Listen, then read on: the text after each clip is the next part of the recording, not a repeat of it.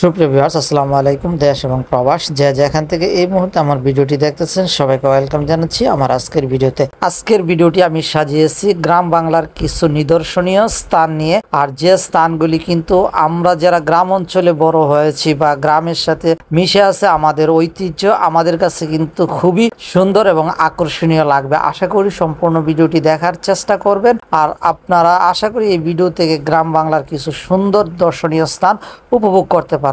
Guys, এই মুহূর্তে আপনারা দেখতেছেন এই যে জেলে পল্লীগুলি আসলে কিন্তু এখন সচরাচর দেখা যায় না। এগুলি আগে কিন্তু সচরাচর দেখা যায়। তো কালের পরিবর্তনে হারিয়ে যেতে বসেছে আমাদের সেই গ্রাম বাংলার ঐতিহ্য এবং নৌকাঘাট। আপনারা দেখতেছেন এই নৌকাঘাটটি হচ্ছে সিঙ্গারবিল ইউনিয়নের একটি নৌকাঘাট।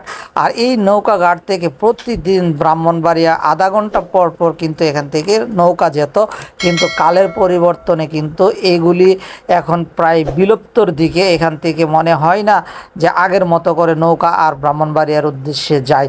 সবাই ডিজিটালাইজেশনের যুগে সবাই বাই রোড বা হোন্ডা ইউজ করে থাকে। গাইস, আপনারা দেখতেছেন এইখানে যে গ্রাম বাংলার যে সৌন্দর্য নিদর্শন রয়েছে, এটা একটি ইটমিল, তারই পাশে কিন্তু রাখালরা গরু চড়াচ্ছে। আর এই যে ভিউটি দেখতেছেন, এটা হচ্ছে তিতাস নদীর একটি মোহনা। এই তিতাস নদীকে ঘিরেই কিন্তু ব্রাহ্মণবাড়িয়ার ঐতিহ্য সবসময় বহন করে থাকে।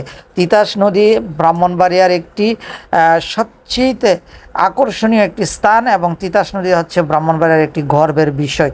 এই তিতাস নদী থেকেই কিন্তু ব্রাহ্মণবাড়িয়ার তিতাস গ্যাস উৎপত্তি এবং এই তিতাস গ্যাস কিন্তু ব্রাহ্মণবাড়িয়া তথা পুরো বাংলাদেশের মানুষ কিন্তু এটার ফলন কিন্তু উপভোগ করে থাকে। গাইস, আপনারা দেখতেছেন একটি ছেলে কিন্তু এখানে মাছ ধরতেছে।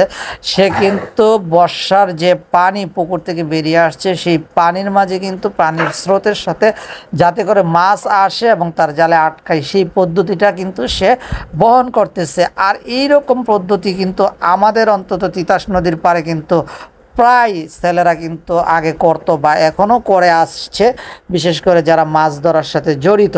মাছ কিন্তু অনেকে শখের বসে ধরে থাকে। মাছ ধরাটা কিন্তু অনেকেই পেশা হিসাবে করে থাকে বা অনেকে কিন্তু শখের বসে মাছ ধরতে যায়। আপনারা হয়তো আমার ভিডিওতে এই মুহূর্তে দেখতেছেন যে একটি মহিষ বসে আছে, তারই সামনে কিন্তু আরেকটি ভাই কিন্তু মাছ ধরতেছে তার ছেলেকে নিয়ে।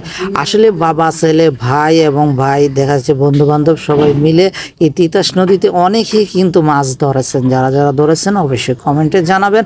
বিশেষ করে এই পরিবেশটা কিন্তু অনেকটাই সুন্দর এবং উপভোগ করার মতো একটি পরিবেশ। গাইস, আমার ভিডিওটি যদি ভালো লাগে আশা করি শেয়ার দিবেন, আমাদেরকে দেখার সুযোগ করে দেবেন।